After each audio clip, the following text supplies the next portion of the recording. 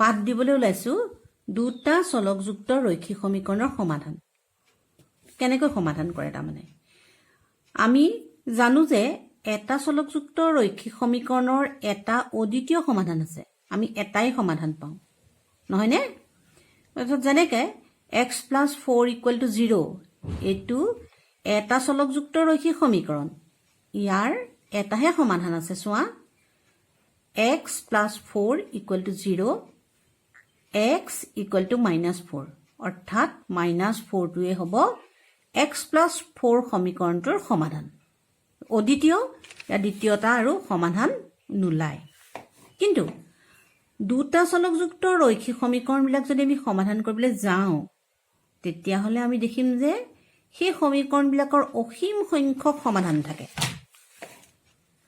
কেনেকৈ থাকে মই চাম অসীম সংখ্যক সমাধান থাকে আৰু প্ৰত্যেকটো সমাধানৰ কাৰণে এজোৰা এজোৰা সমাধান ওলায় আৰু সেই সমাধানবিলাকক ক্ৰমিক যুগলত লিখা হয় ক্ৰমিক যুগলত লিখা হয় তাৰমানে x, y এনেধৰণে লিখা হয় এতিয়া কেনেকৈ হয় এতিয়া চোৱা x + y = 4 এটা দুটা চলকযুক্ত ৰৈখিক সমীকৰণ এতিয়া আমি এটো কেনেকৈ সমাধান কৰিম এতিয়া চোৱা ইয়াৰ x বা y যিকোনো এটাত আমি নিজৰ পছন্দৰ মতে এটা মান দিব পাৰো দি আমি সমীকৰণটো সমাধান কৰি নিদিয়াটোৰ মান ওলাব পাৰো এতিয়া চোৱা x + y = 4 সমীকৰণটোত মই প্ৰথমতে x ৰ মানটো ধৰিছো x = 1 কোনো কথা নাই আমি y মানটোও ধৰিব পাৰো কিন্তু মই ধৰিছো x = 1 এতিয়া x ৰ ঠাইত মই 1 বহাই দিছো 1 + y = 4 y টো বাওঁফালে ৰাখিছো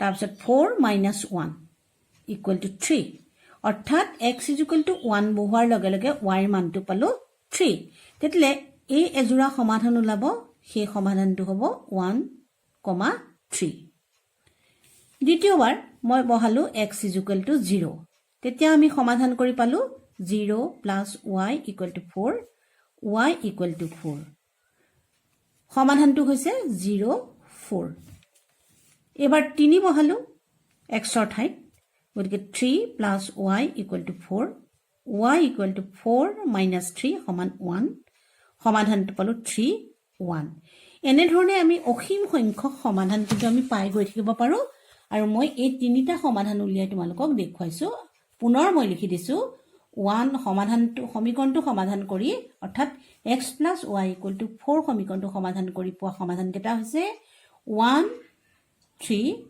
0, 4, 3, 1 তেনেকৈ মই তোমালোকক আৰু এটা কৰি দেখুৱাইছো এটা উদাহৰণত দিছে উদাহৰণৰ অংকটোকে মই লৈছো x + 2y = 6 সমীকৰণৰ 4টা ভিন্ন সমাধান উলিওৱা আমাক দি দিছে আমি যেটো অসীম সংখ্যক সমাধান পাম সেই অসীম সংখ্যক সমাধানৰ কথা আমাক কোৱা নাই আমাক কৈছে 4টা সমাধান উলিয়াব লাগে এতিয়া মই সেই 4টা সমাধান উলিয়াবলৈ যত্ন কৰিম প্ৰথম দিলো x = 0 0 + 2y = 6 2y = 6 y = 6/2 = 3 এইবোৰ ক্যালকুলেশন আমি আগতে পাই আহিছো গতিকে এই সমাধানটো হ'ব 0, 3 এবাৰ ললো y = 0 মই আগতে কৈছিলো x টো আমি ইচ্ছা কৰি মান দিব পাৰো বা আমি নিদি y টো আমি মান দিব পাৰো এবাৰ মই y ত মান দি চালো y = 0 x + 0 = 6 x = 6 তাৰমানে যেতিয়া 0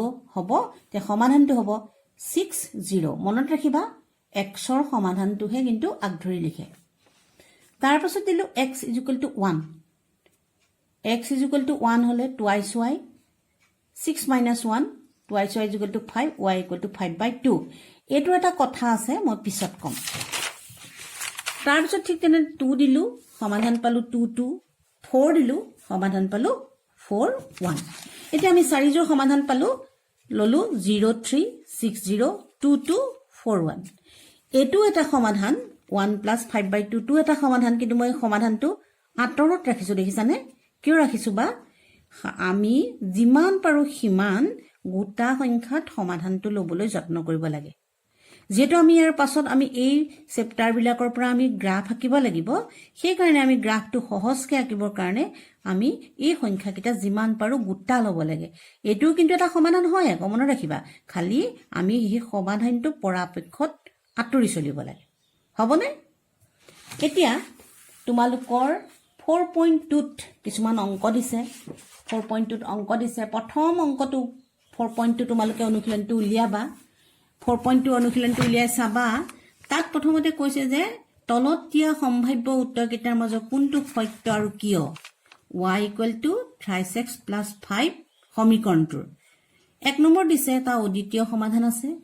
2 নম্বৰত কৈছে মাত্ৰ দুটা সমাধান আছে। 3 নম্বৰত কৈছে অসীম সংখ্যক সমাধান আছে। এতিয়া ইয়াৰ কোনটো হ'ব?